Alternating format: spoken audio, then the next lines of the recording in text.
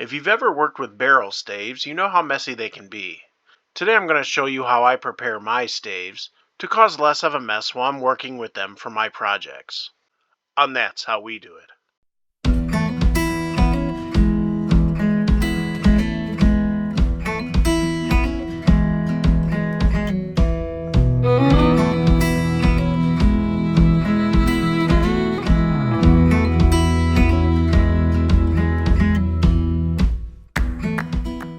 I recently bought some whiskey barrel staves for some projects that I'm going to be doing.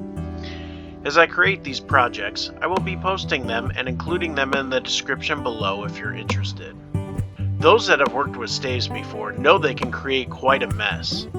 This is what an unprepared stave looks like.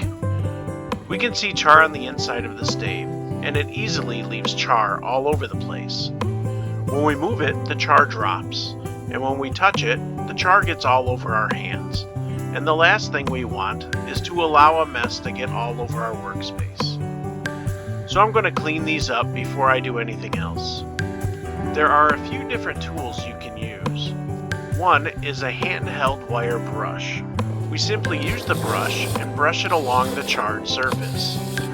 Placing it on the ground and pushing the brush downward on the stave will scrape off the excess char. As we do this, we can see the char coming off the surface and the color changing from a dark black to a nice deep brown.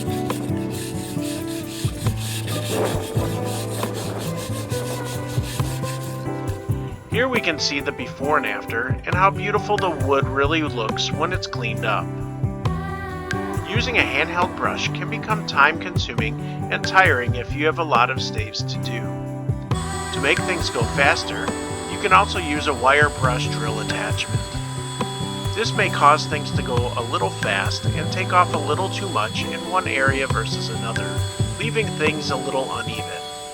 So you can also use a combination of both methods and use the drill attachment to knock off most of the char and come back with a handheld brush and do some cleanup and make things nice and even. Or you can do what I did and get your kid out of the house on a beautiful day and put them to work.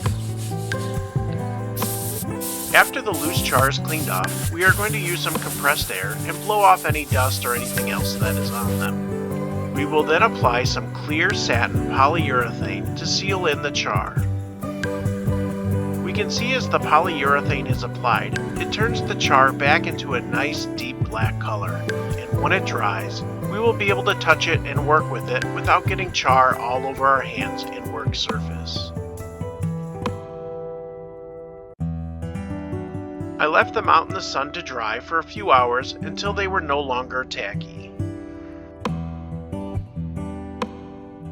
We can see here how when they are finished they look just like they did before with that nice deep char color, but are now sealed and protected and won't spread char all over the workshop or our hands.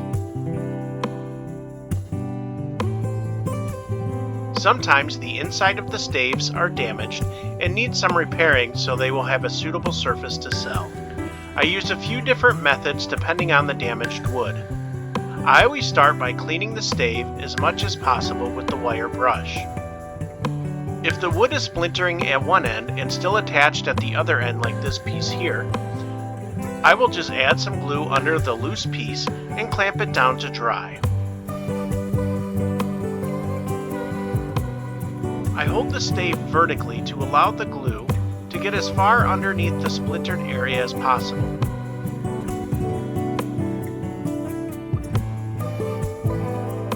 I then clean the surface of extra glue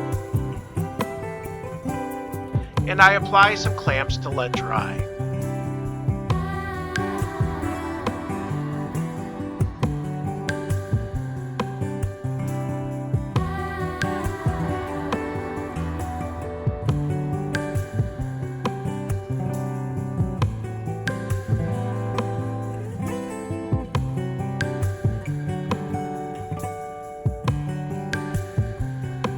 The glue will then hold down the surface to where I can do a light sanding and then apply my polyurethane.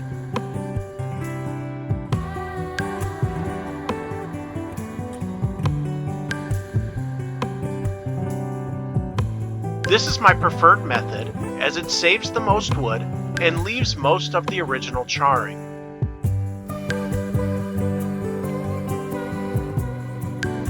Here is what it looked like before. This is after gluing and sanding. And this is with the polyurethane applied. The second method involves sanding the chipped areas until they are almost gone. I start by removing the large chipped areas with a chisel or a flathead screwdriver.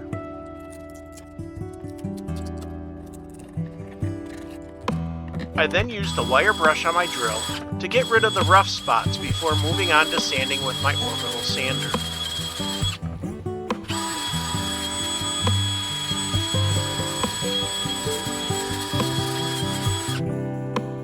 I use 40 grit paper to get rid of the rough edges. I then move on to my belt sander with 80 grit sandpaper until most of the chips are gone and the stave is relatively smooth. I'm not looking for a completely smooth surface here. This is a rustic barrel stave, but I don't want people to get cut on splintered wood either. After the stave is relatively smooth, I then use my torch to apply a char back on.